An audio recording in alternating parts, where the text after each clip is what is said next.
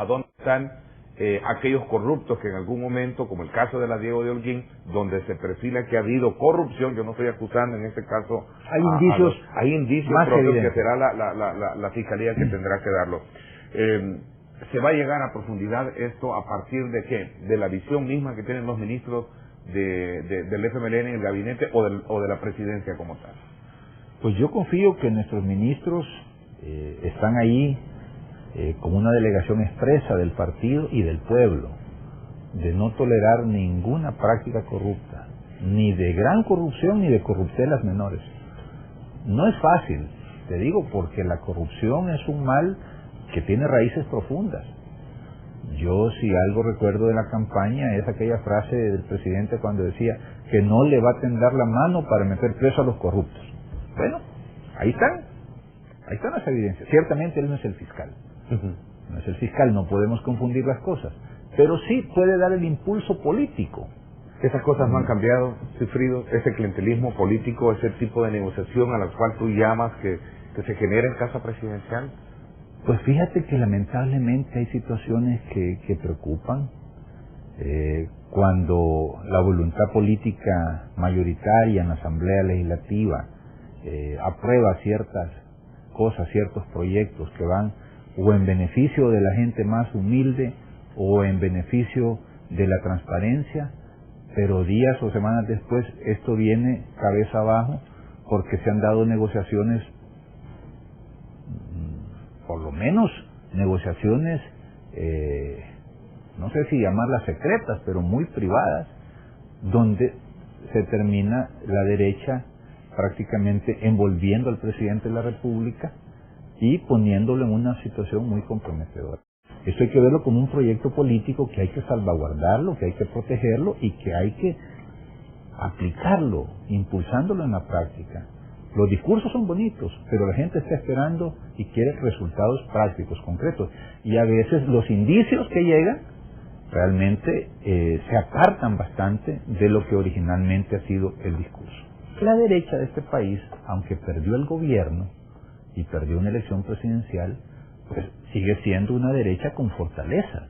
Tienen resortes de poder que van más allá de tener un ministerio e incluso una presidencia. Resortes de poder en el ámbito económico, en el ámbito ideológico, gremiales, iglesias, ideólogos, medios de comunicación. Bueno, es un poder fuerte. Da la impresión, aunque se quiera negarlo, y eso es lo que todo el mundo lo sabe, la gran distancia que hay entre el presidente y el partido. Ahí hay una gran distancia, a diferencia en el pasado. Ahora, el rol del presidente, a mí sí me queda un poco en una duda, porque yo he escuchado al presidente sostener repetidamente que él no se debe a ningún grupo, a ningún partido político, que él no va a privilegiar a nadie. Pero de repente lo veo como el padrino de un movimiento. Entonces ya me entró la duda, Ernesto, si el presidente está siendo coherente con sus propias palabras. Porque por un lado dice que nadie lo presiona, que no privilegia a nadie, y aparece encabezando un grupo, y además con un discurso un poco extraño, porque dice, es para que me presionen a mí. Yo nunca había visto esto. Esto es una película de ciencia ficción. A mí me da la impresión de que el presidente pues no quiere nada con el frente. ¿Por qué razón? No lo sé, habría que preguntárselo. Yo le he girado 2 invitaciones al presidente por escrito para que me dé una entrevista y podamos conversar de esta manera. Me da la impresión que él quiere al final, y eso es lo que comenta la gente, eso es lo que afuera se puede encontrar, ¿no? Que el presidente al final lo que quiere es separarse del FMLN. ¿Tú tienes esa impresión? No, la gente tiene esa impresión, te traslado al sentir y pensar de la gente. Entendemos que hay ansiedades, entendemos que hay prisas, la gente quisiera que las cosas caminaran con más velocidad, resultados más palpables al cabo de un año de gobierno, pero pienso yo que esto recién comienza, esto es un proceso que arranca, que tiene 11 meses y medio, hay que tener cierta paciencia, cierta tolerancia, pero es muy importante no bajar la guardia. Esta es la comida del día. Si tú vas afuera, la gente percibe ese gran distanciamiento, califican de esa intención de separación, califican al FMLN algunas veces como el redentor, por un lado, y redentor de los grandes cambios que este país necesita, en la demanda de cambios que este país necesita, pero por otro lado también lo ven como el lobo feroz. Es decir, ¿no será también que el FMLN es demasiado pragmático en el querer cambiar las cosas de la noche a la mañana en este país, Sigfrido? ¿Por ejemplo en qué?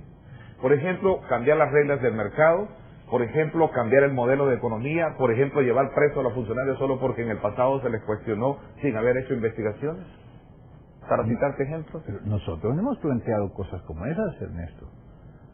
Por eso es que vamos a ir a la Fiscalía.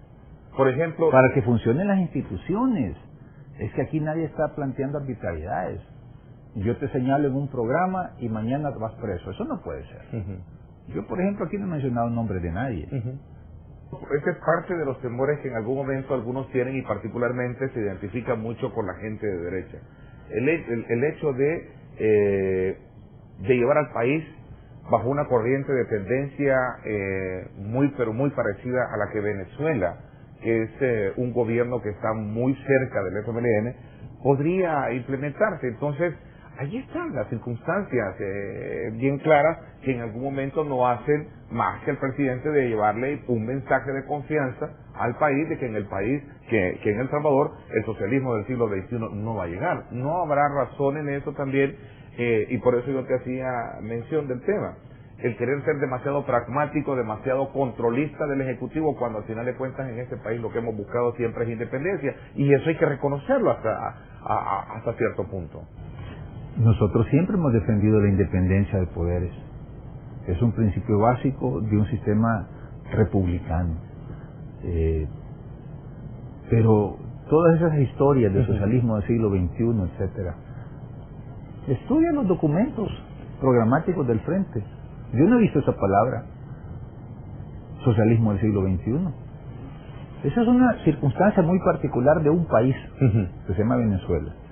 El presidente Funes plantea su forma de gobernar muy distante a la que puede tener en percepción tu partido. En el caso muy particular, el nombramiento del registrador nacional, por ejemplo. Tu partido está bajo otra óptica y en este caso el presidente tiene otra.